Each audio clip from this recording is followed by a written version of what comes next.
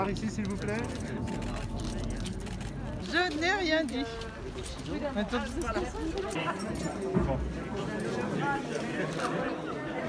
Il y a un certain Jean-Louis Borloo qui nous avait dit, qui avait écrit aussi, il faut tout un village pour élever un enfant.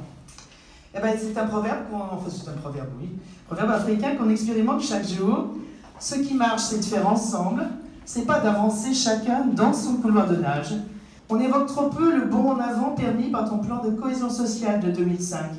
Il a pourtant permis de créer en France des dizaines de milliers d'emplois, tout en favorisant la formation professionnelle et l'apprentissage.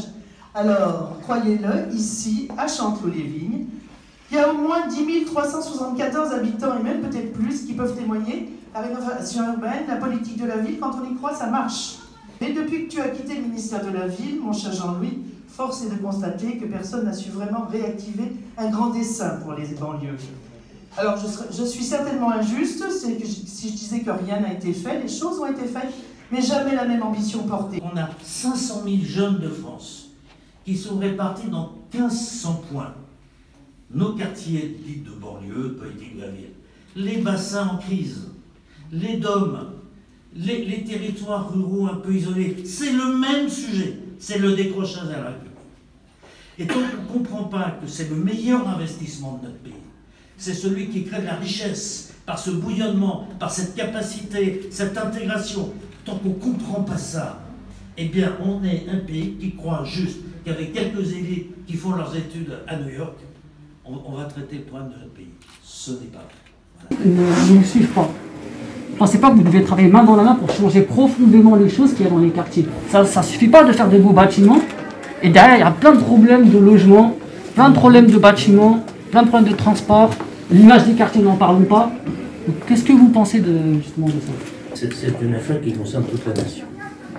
Et là, alors, ce qui est très bizarre en France, c'est qu'on croit que le pouvoir est centralisé. Hein, si je te dis, est-ce que c'est un État fédéral? Non, c'est un État jacobin. Centralisé, c'est l'État qui décide. C'est une blague. Aucun pays d'Occident n'est aussi émietté. Les flux gérés par les caisses d'allocation familiale, qui sont très importantes, hein, pour que les femmes puissent travailler, c'est des crèches, des alternatives, les caisses sociales, les chambres de commerce, les chambres de métier, les régions, les départements, les villes, les agglos, tout le système. Et à un moment, il faut que ce soit sur un plan écrit où toute la nation se mette d'accord sur 10 ou 15 grandes actions. Et qui fait quoi? Tout à fait. Il faut arrêter de raconter des blagues. Tout à fait. Simplement, il n'y a pas de continuité. Et il n'y a pas de continuité parce que, c'est là que ça devient très compliqué, parce que tu as un système qui est quand même très consanguin. Les élites, c'est vrai de le dire, elles ont à peu près la même formation, à peu près les mêmes écoles, formidablement bien formées d'ailleurs, de grande qualité, c'est pas le sujet.